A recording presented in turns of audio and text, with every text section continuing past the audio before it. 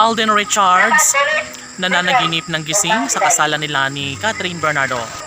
Di ba nga at ito lang naman ang pinangarap ng binata na sana'y makatuluyan na nga niya si Catherine Bernardo. Oo, sadyang isa ito sa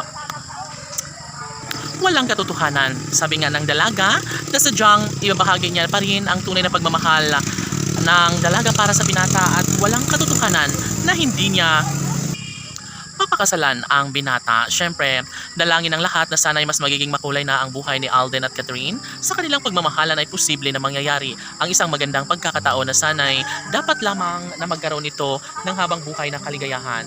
Sa puso't isipan ni Alden ay nais lamang niyang magtagumpay sa kung ano man ang kanyang ninanais at habang buhay niya itong pasasalamatan kung sakali man na siya ay tuluyang magtagumpay.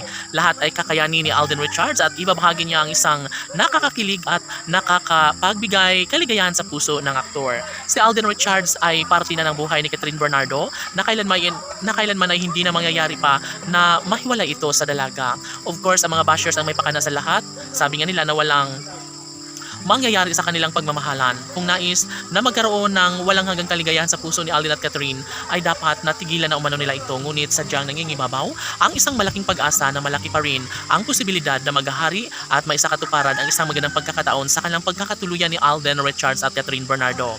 Laging pakatandaan na hindi kailanman magbabago ang desisyon ni Alden Richards dahil patuloy niya pa rin talagang mamahalin habang buhay ang pretty girl na si Catherine.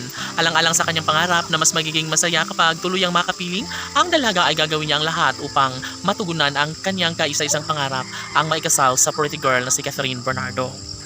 Kaya ano pa ang magagawa ng mga taong ayaw sa kanilang relasyon kailanman ay hindi umano sila magtatagumpay, hindi sila magwawagi sa laban na ito dahil pinapangunahan at mas lalong ipinaglalaban ni Alden Richards ang isang magandang pagkakataon dahil si Catherine Bernardo ang siyang babaeng pangarap na makapiling habang buhay ng pretty girl. Tanging si Alden ay pangarap na si Catherine Bernardo lamang ang kanyang pakaiibigin at pakamamahalin hanggang sa pagtanda. Tanong ng mga netizens, maaari nga kaya na magkaroon ng habang buhay na kaligayahan kung sakali nga na makatuluyan ni Alden Richards si Catherine Bernardo?